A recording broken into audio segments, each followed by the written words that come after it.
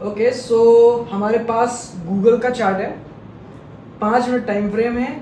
Okay, तो ये air Brooks price action book का मैंने ये चार्ट एग्जांपल लिया है ताकि हम प्राइस एक्शन को बेहतरीन तरीके से समझ सकें।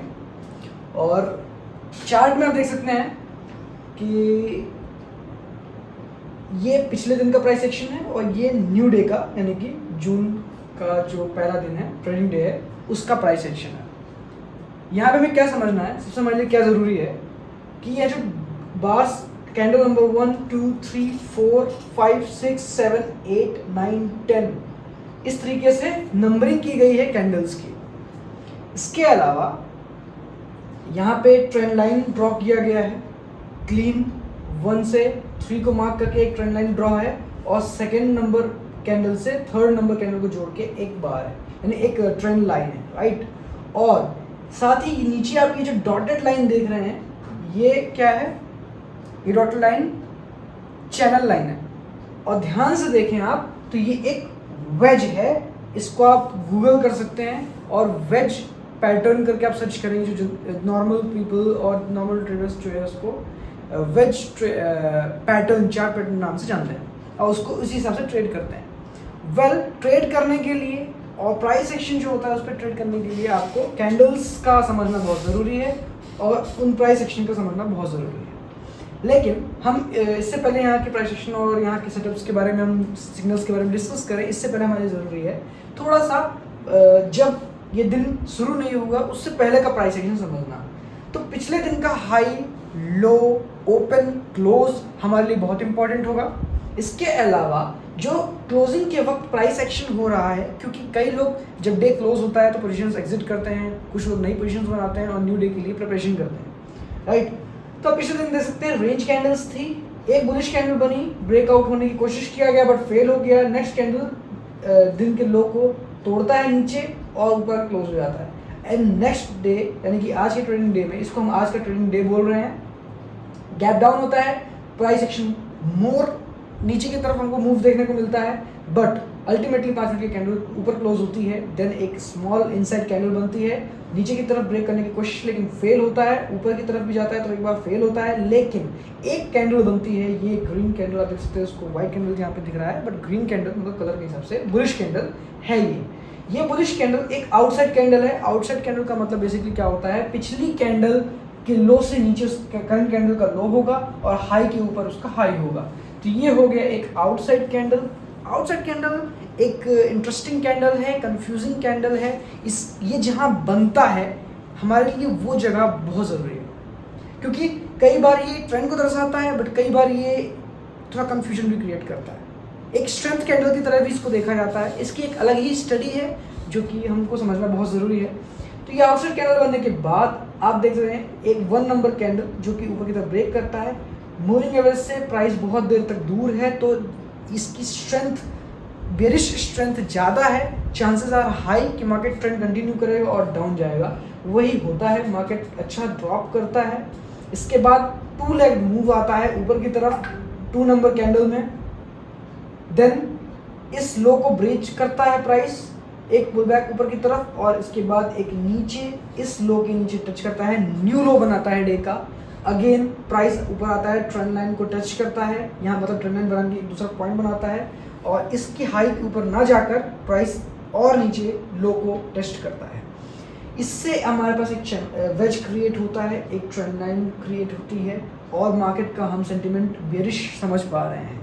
हर नॉर्मल पर्सन, हर ट्रेडर को यही दिख रहा है, सबको यही चार्ट दिख रहा है, सबको यही प्राइस एक्शन दिख रहा है। पर किसी भी वक्त चार्ट में, किसी भी वक्त अगर आप बाय करने का सोच रहे हो तो सामने एक सेलर भी बैठा होगा, वो भी इक्वल लॉजिक लगाएगा और दोनों तरीके से ट्रेड करने की कोशिश करेंगे, बायर्स और सेलर्स। बट कुछ सिचुएशंस, कुछ सेटअप्स ऐसे होते हैं जहाँ पे प्रोबेबिलिटी आपकी हाई रहती है, संभावना बढ़ जाती है कि वो आपके पक्ष में जाएगी पोजीशन, वहाँ पे आपको ट्रेड लेना है। सबसे ज़रूरी बात जो ट्रेडर्स को समझना ज़रूरी है ट्रेडिंग में वो ये है कि उनकी खोज क्या होनी चाहिए। उनकी खोज होनी चाहिए only good setups, good trades. मतलब पूरे चार्ट में ये किसी के हाथ में नहीं है कि ऐसा कुछ बनेगा, ये पैटर्न्स हैं जो कई बार बनते हैं, बिगड़ते हैं और किसी अलग अलग फॉर्म में आमने सामने आते रहते हैं। सबसे ज़रूरी एक ट्रेडर के लिए होता है कि वो हमेशा अच्छे सेटअप्स में ही ट्रेड करे और ख़राब सेटअप्स को से वो दूर रहे और बच के रहे, क्योंकि मैक्सिमम जो फंड होता है ट्रेडर्स का, बिगनर्स का और जो अनप्रॉफिटेबल ट्रेडर्स हैं उनका, वो इन्हीं बैड सेटअप्स में ट्रेड करके वो अपना नुकसान करते हैं और अपना फंड को ज़ीरो कर लेते हैं, अकाउंट को ब्लो कर देते हैं। हमको सिर्फ बेस्ट ट्रेड्स में बेस्ट ट्रेड ही लेने हैं, गुड सेटअप्स में ही ट्रेड करना है। जहाँ पॉसिबिलिटीज़ दिखनी है, बेटर पॉसिबिलिटीज़ दिखती है, वहीं पे प्रोबेबिलिटीज़ में हमको ट्रेड करना है। That's it. चलिए प्राइस एक्शन हो रहा है, आप ध्यान दीजिए, ये वेज जो क्रिएट हो रहा है ये बियर ट्रेंड लाइन है और ये बियर चैनल लाइन है, राइट। बियर चैनल लाइन को जब प्राइस ब्रेक करता है जनरली तो बिलीव करते हैं ट्रेडर्स कि नीचे की तरफ मूव आएगा इस कंडीशन में। बट यहाँ पे आप देखिए ये कैंडल ब्रीच कर रही है नीचे की तरफ और नेक्स्ट कैंडल फेल हो जाती है, नीचे नहीं जाता प्राइस, एक नया हाई बनाती है पिछली कैंडल के हाई को तोड़ के ऊपर, और कैंडल जो है एक डोजी जैसी बन जाती है। इसके बाद उसकी नेक्स्ट कैंडल क्या कर रही है, वो इसी कैंडल के अंदर ही उसका ओपन, लो, क्लोज, हाई सब कुछ उसी के इस पिछली कैंडल के अंदर हो जाता है। यहाँ पे हमको एक इनडिसिसिवनेस, मतलब बायर्स एंड सेलर्स द्वारा एक टेबल पे बैठकर डिस्कशन हो रहा है कि मार्केट को कहाँ ले जाया जाए। तो यहाँ पे ये कंफ्यूजन कि मार्केट नीचे जाएगा, ये एक क्वेश्चन बन जाता है कि क्या मार्केट सच में नीचे जाएगा, इसी का डिस्कशन चल रहा है इस एरिया में। तो ये एरिया हमारे लिए समझना बहुत ज़रूरी है एज अ ट्रेडर, क्योंकि इन दो कैंडल्स के बाद आप इस कैंडल को देखिए, इस कैंडल ने क्या किया, दोनों पिछले ये 3 कैंडल के लो के नीचे जाता है और पूरा प्राइस एक्शन करता है और यहाँ से बुलिश स्ट्रेंथ मिलती है और ऊपर ही प्राइस आके क्लोज हो जाता है। ओके, इस सेटअप में इसको इनसाइड कैंडल सेटअप बोलते हैं क्योंकि ये कैंडल अंदर है, और इसको आप यहाँ पे ऐसा भी समझ सकते हैं कि यहाँ से एक पोल गया और ये एक फ्लैग की तरह है और इस फ्लैग को ब्रीच करने की कोशिश की गई, बियर फ्लैग बन रहा है, लेकिन अब ये फेल हो गया। तो जब कोई पैटर्न, जब कोई सेटअप फेल हो के वापस आता है तो उसकी रिलायबिलिटी बढ़ जाती है और उस तरफ मार्केट के डायरेक्शन जाने के चांसेस बढ़ जाते हैं। तो यहाँ पे एक पहला अटेम्प्ट वेज को तोड़ने का किया गया और ये एक दूसरा अटेम्प्ट है इसी वेज को तोड़ने का, वो भी फेल हो गया। यानी कि इस डिस्कशन के बाद बायर्स ने जब डिसाइड किया कि नीचे जाना है, तो जो नीचे जाने का डिसीजन है वो फेल हो गया। इसी कैंडल से हमको पता लग गया, इस कैंडल की क्लोजिंग से, कि नीचे का डिस्कशन, नीचे जाने का जो यहाँ इन लोगों ने प्लान किया है वो कैंसिल है, प्राइस ऊपर जाएगा, इसकी प्रोबेबिलिटी अब यहाँ से बढ़ जाती है, राइट।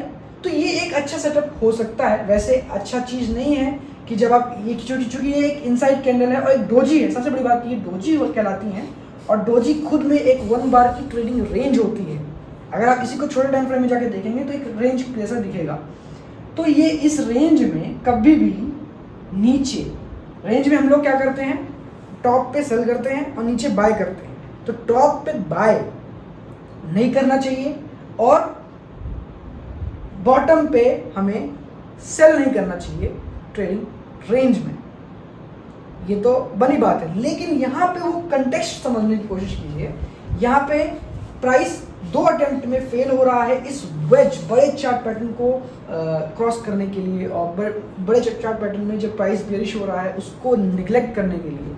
तो कहीं ना कहीं ये पैटर्न रिलायबल पैटर्न है, और ख़ास तौर पे ऐसे पैटर्न्स में जनरली ट्रेडर्स क्या करते हैं, वो 2 leg move up side expect करते हैं, यानी कि मार्केट 2 लेग बनाएगा ऊपर की तरफ। यानी यहाँ से आप देख सकते हैं पहला लेग यहाँ, फिर ये नीचे आकर रिट्रेस किया और फिर मार्केट अगेन ऊपर, तो यहाँ से यहाँ तक एक दूसरा लेग उम्मीद कर सकते हैं। ट्रेडर्स ऐसा करते हैं।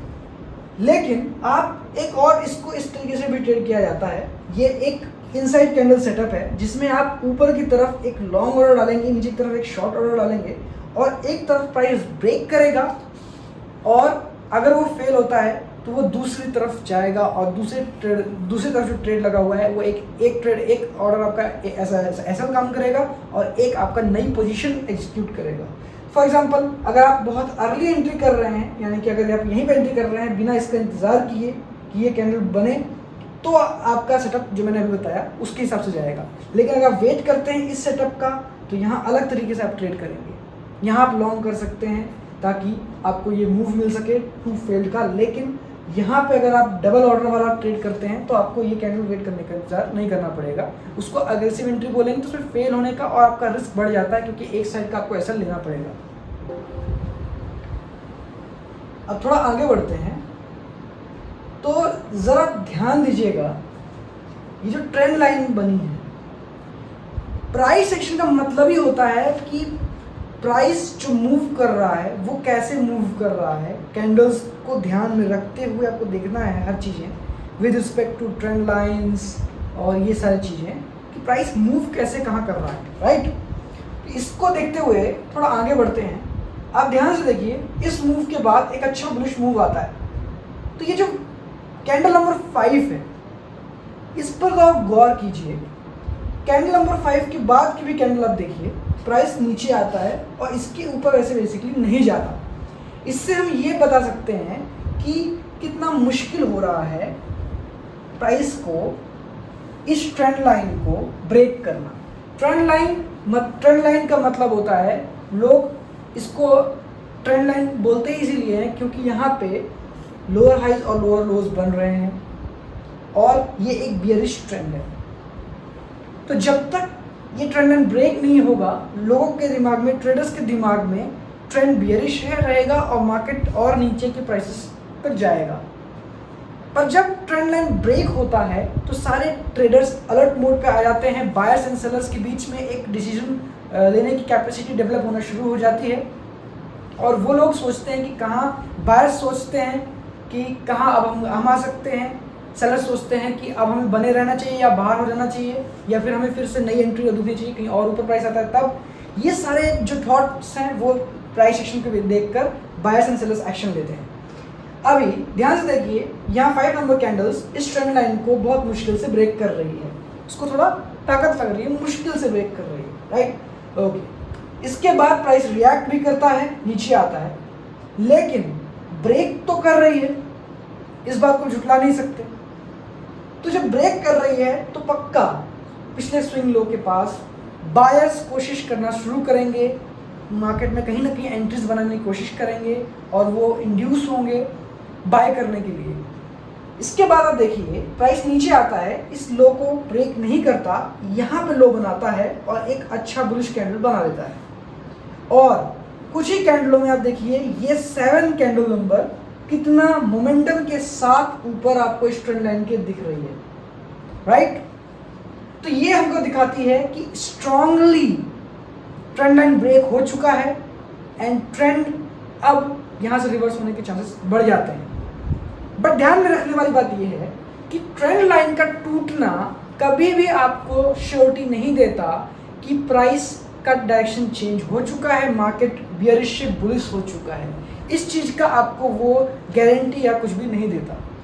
इसलिए हमेशा वेट करना चाहिए कि जब प्राइस ट्रेंड लाइन ब्रेक कर रहा है तो ट्रेंड लाइन ब्रेक से जो पहले इम्पॉर्टेंट लो है उसको एटलीस्ट टेस्ट करे, ब्रीच करे, वहाँ प्राइस एक्शन बनाए, तब आप उस पर रिलाई कर सकते हैं कि ट्रेंड चेंज है। नहीं तो इससे पहले अगर आपने पहले बनाना पोजीशन शुरू किया तो आपका पोजीशन नेगेटिव होने के चांसेस बढ़ जाते हैं। ओके, यहाँ पे आप देख सकते हैं ट्रेंड लाइन ब्रेक हो चुका है और एक प्राइस एक्शन सेटअप भी यहाँ बन रहा है कि जब यहाँ प्राइस एक्शन ब्रेक हो रहा है, सारे ट्रेडर्स मैक्सिमम इस और खास तौर पर रिटेल ट्रेडर्स और न्यूबीज इन बढ़ती हुई कैंडल्स, बुलिश कैंडल्स को देख के बाय करते हैं, जिनका फायदा उठाते हुए जो बियर्स हैं, सेलर्स हैं, वो अच्छे से सेलिंग करना शुरू कर देते हैं। क्यों? क्योंकि सबको अंदाजा है कि ये अभी ब्रेक हुआ है, इसका मतलब ये नहीं कि ट्रेंड चेंज हुआ है, प्राइस अभी किसी ने लो को टेस्ट करेगा। इसीलिए यहाँ पे एक बियरिश कैंडल बनती है बड़ी सी, और इस सेटअप को एक सेटअप भी माना जाता है, ईएमए गैप शॉर्ट कैंडल बोला जाता है। ईएमए यानी कि ये एक्सपोनेंशियल मूविंग एवरेज में जो पहली बार ट्रेंड ब्रेक करते हुए जो ब्रेक कर रहा है, और उसके बाद रिवर्स हो रहा है, इस सेटअप को हम बियरिश सेटअप बोलते हैं। एक बियरिश ट्रेड सेटअप होता है और आप इसमें वेट कर सकते हो इक्वल जो पिछला लो है वहाँ तक एटलीस्ट प्रॉफिट बुक कर सकते हो। ये एक ट्रेड सेटअप है।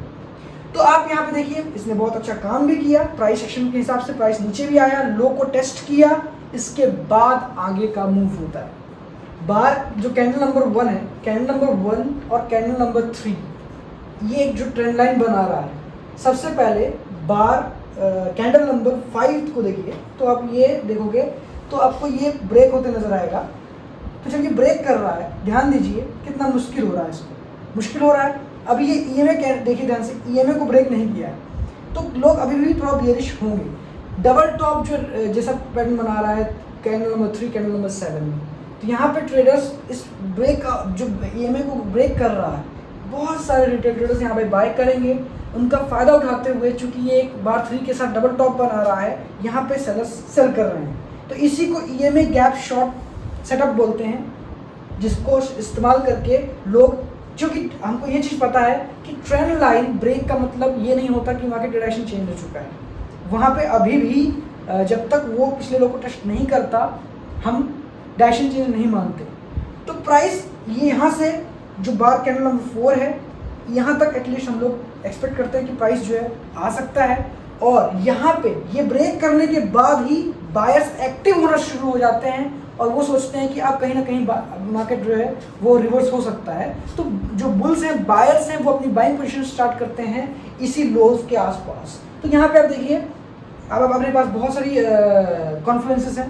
पहला कि ट्रेंड लाइन ब्रेक हो रहा है, ईएमए गैप शॉर्ट हो चुका है, 2 लेग के साथ 2 लेग मूव अप हो आ चुका है ऑलरेडी, और यहाँ पे प्राइस बार 4 कैंडल नंबर 4 के नीचे आ चुका है और यहाँ पे लोग अपने लॉन्ग्स लगाना शुरू कर रहे हैं। तो यहाँ पे यहाँ से 7 नंबर कैंडल से यहाँ तक का शॉर्ट एक अच्छा सेटअप है, क्योंकि ये बार 3 और 7 के साथ एक जो डबल टॉप बना रहा है, एक फ्लैग बियर फ्लैग बना रहा है, ये भी एक पैटर्न यहाँ पे क्रिएट कर रहा है। तो ये सारे प्राइस एक्शन मिल के एक अच्छा प्राइस एक्शन हमको डिसीजन लेने में मदद करते हैं। ये खूबसूरत प्राइस एक्शन हमने यहाँ तक समझ लिया। कैंडल नंबर 4 समझा, 5 को समझते हुए 6 पे कैंडल आता है, रिवर्स होता है, 7 को समझते हैं, यहाँ से ईएमए गैप शॉर्ट बनता है। इसके बाद क्या प्राइस एक्शन होता है हमारे लिए बहुत अच्छा है और इंटरेस्टिंग है। क्यों है? क्योंकि यहाँ पे हम ये क्लियर है कि ट्रेंड लाइन ब्रेक हुआ है और कोशिश कर सकते हैं बुल्स सही में इस ट्रेंड को चेंज करने में, बट ट्रेंड लाइन ब्रेक का मतलब ये नहीं होता कि मार्केट में डायरेक्शन चेंज हो चुका है। प्राइस नीचे आएगा, कैंडल नंबर 4 के नीचे कहीं ना कहीं बुल्स ट्राई करेंगे अपनी पोजीशंस बनाने का, ये हमको पहले से ही मालूम है। तो इसीलिए हम वेट करेंगे प्राइस क्या करता है। यहाँ 2 लेग में नीचे आता है, देखिए ध्यान से, ये फर्स्ट लेग और ये इनसाइड कैंडल के बाद ये सेकंड लेग। अब हमारे लिए इंटरेस्टिंग है इस कैंडल नंबर 8 को समझना। क्यों? क्योंकि कैंडल नंबर 8 एक आउटसाइड कैंडल है, और जैसा कि मैंने कहा कि आउटसाइड कैंडल अलग अलग पर्सपेक्टिव में, अलग अलग जगह, अलग अलग कंटेक्स्ट में अलग अलग प्राइस एक्शन और उसका बिहेवियर शो होता है।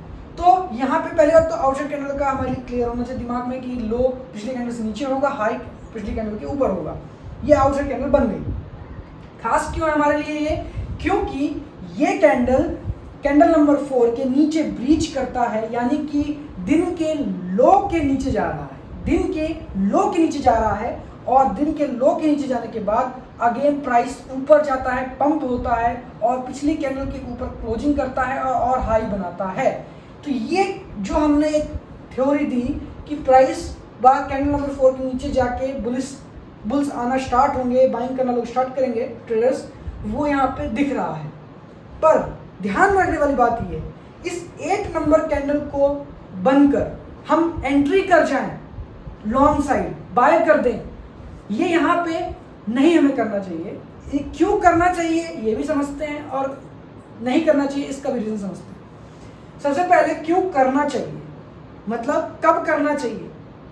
तो जब इस तरीके का कंडीशन बनती है, यही अगर बार 8 जो है को ध्यान से आप देखें तो कैंडल नंबर 8 के पहले जो कैंडल्स हैं ये बहुत ज़्यादा बियरिश हैं। मूव जो आया है ये 8 नंबर तक वो ज़्यादा स्ट्रेंथ में है, बियरिश ज़्यादा स्ट्रेंथ में है। तो ऐसी कंडीशन में हमें बचना चाहिए कि इस तरह की आउटसाइड कैंडल बन रही है, यानी आउटसाइड कैंडल में बेसिकली दोनों पार्टीज होती हैं और एक तरफ ले आने की कोशिश करते हैं। तो यहाँ पे चूंकि स्ट्रेंथ बहुत थी कैंडल नंबर 8 के पहले बियर्स की, इसीलिए यहाँ पे एंट्री नहीं करनी चाहिए। और कब करनी चाहिए? जब ये कैंडल सच में एक स्ट्रॉन्ग रिवर्सल कैंडल बनती, अच्छी रिवर्सल कैंडल बनती, तब हम लॉन्ग कर सकते हैं, या फिर सेकेंड एंट्री।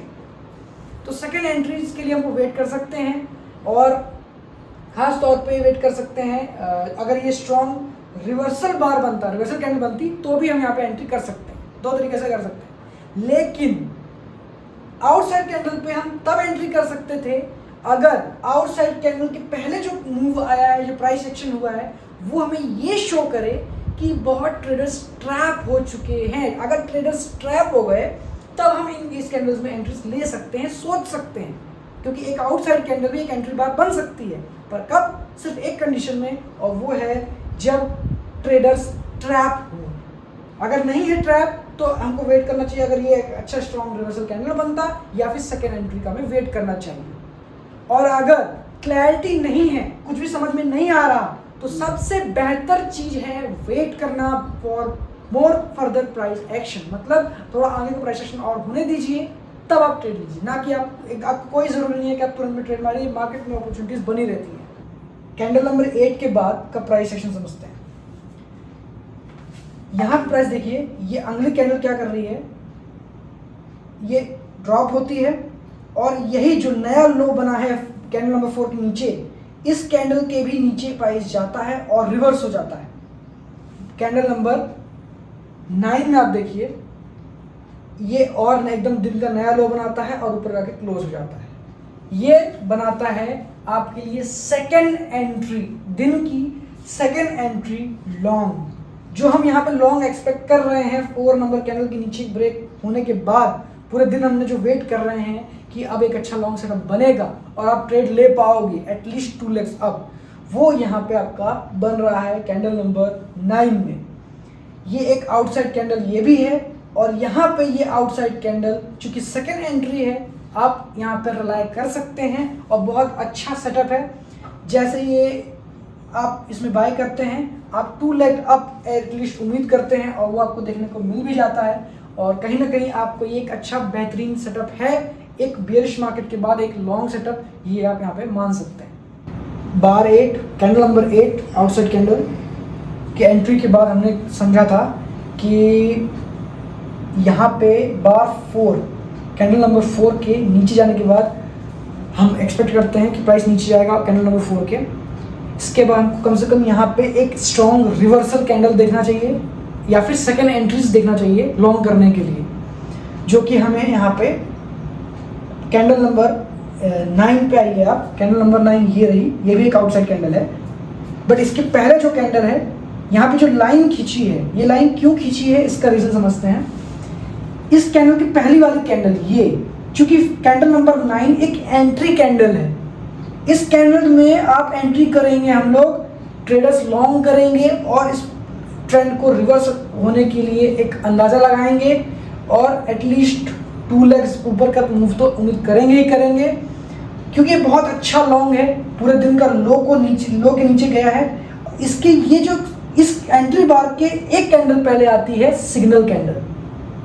किसी भी एंट्री कैंडल, अगर कोई एंट्री कैंडल है, मतलब पूरे चार्ट में अगर हम कहीं एंट्री देख रहे हैं, किसी कैंडल को एंट्री देख के किसी कैंडल को देख के एंट्री कर रहे हैं, तो उसी कैंडल जिसमें हम एंट्री ले रहे हैं, उससे पहले वाले कैंडल को बोलते हैं सिग्नल कैंडल, जिसको देख के हम एंट्रीज का सोचते हैं, प्लान करते हैं। यहाँ पे कैंडल नंबर 9 हमारी एंट्री कैंडल है, तो कैंडल 9 से पहले ये वाली कैंडल, इसमें नंबरिंग नहीं की गई है, लेकिन ये कैंडल का हाई के ऊपर लाइन खींची गई है। इसका रीजन ये इसलिए है, प्राइस जब यहाँ पे एंट्री कैंडल में एंट्री दिलाने के बाद की नेक्स्ट कैंडल आप देखिए, तो यहाँ पे ये एक डोजी बनी है। डोजी मतलब एक 1 बार रेंज कैंडल, जहाँ पे लोग रेंज कैंडल है तो नीचे लो पे बाय करेंगे और हाई पे सेल करते हैं। तो यहाँ पे हाई पे आप देखिए इस सेलिंग को, इस प्रॉफिट बुकिंग को, इस थोड़े से जो एक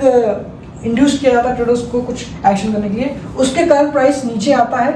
और ये जो माइक्रो, यहाँ पे एक ट्रेंड लाइन खींच सकते हैं माइक्रो वाली, वो ब्रेक होती है, लेकिन एक पुल बैक आता है एग्जैक्ट इस रेंज कैंडल के लो पर और इस सिग्नल कैंडल के हाई पर और आउटसाइड कैंडल के तकरीबन 50% के आसपास। तो यहाँ पे एक पुल बैक आता है छोटा सा।